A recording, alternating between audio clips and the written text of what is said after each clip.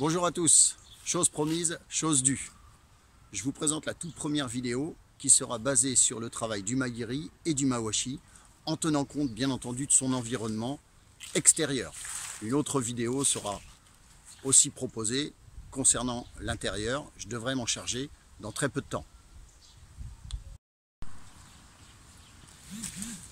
Voici un super muret sur lequel vous allez pouvoir travailler le Maguiri.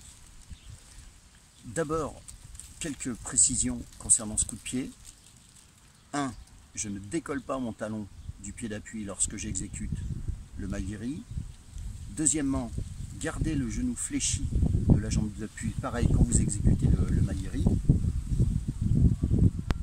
Et si en plus vous pouvez avoir une garde version karaté, c'est génial.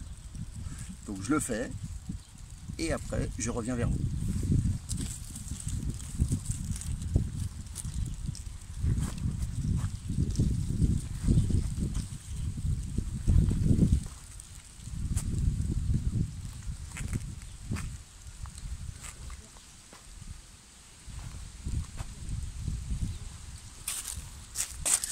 Alors, en ce qui concerne les consignes, donc je vous les ai données tout à l'heure.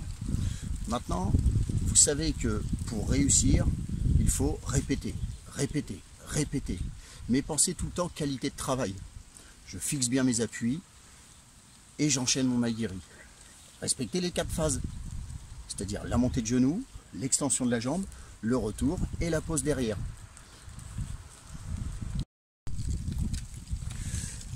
Après le Maguiri, vous allez pouvoir travailler le Mawashi toujours en utilisant l'environnement.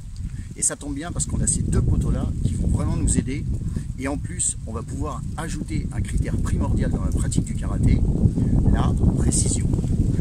Donc, ce qui est important dans le Mawashi, je vous l'ai toujours dit, c'est pas la hauteur de la jambe, c'est la position du pied d'appui. Donc veillez bien à ce que les orteils soient dans le sens inverse de la frappe.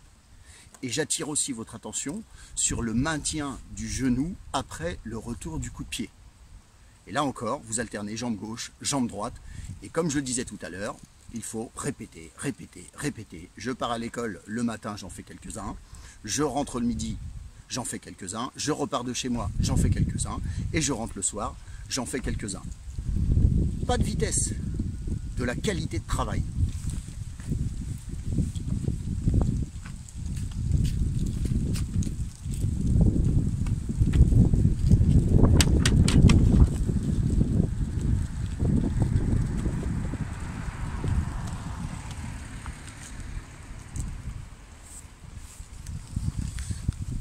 Voilà.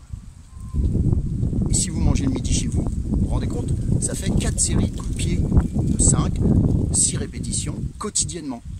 Je vous rappelle que vous aurez un passage de grade là-dessus, après le confinement.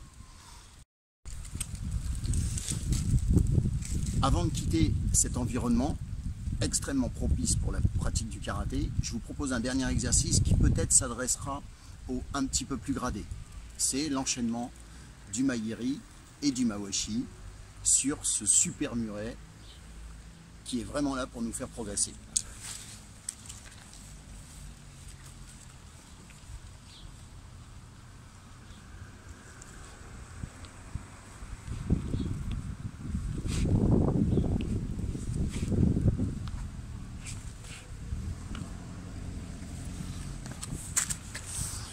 Voilà, doucement, je respecte mes temps.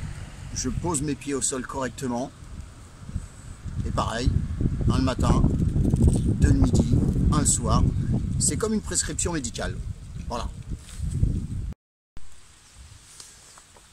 J'ai failli en oublier un qui est aussi essentiel en termes de distance et de précision. On a aussi des arbustes, des branches, des feuilles qui peuvent nous servir dans notre pratique. Mais attention, un karatéka respecte son environnement. Donc du coup, l'idée, ce n'est surtout pas de casser les branches ou de taper dedans comme des fous. Non, non, c'est de travailler ça, la qualité de son travail et la notion de distance. Et là, on a un arbuste qui est génial. En plus, par là, on va vers l'école Jules Verne.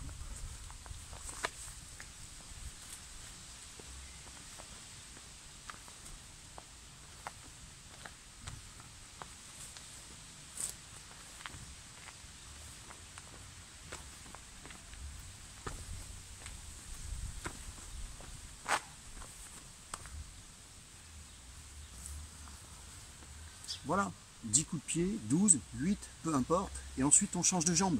L'important dans cette forme de travail, c'est de varier vos niveaux. Voilà. N'hésitez pas à tantôt en bas, tantôt en haut, tantôt au milieu, etc. Il faut que le corps humain s'adapte à vos exigences et surtout aux exigences de l'adversaire ou du partenaire ou du professeur.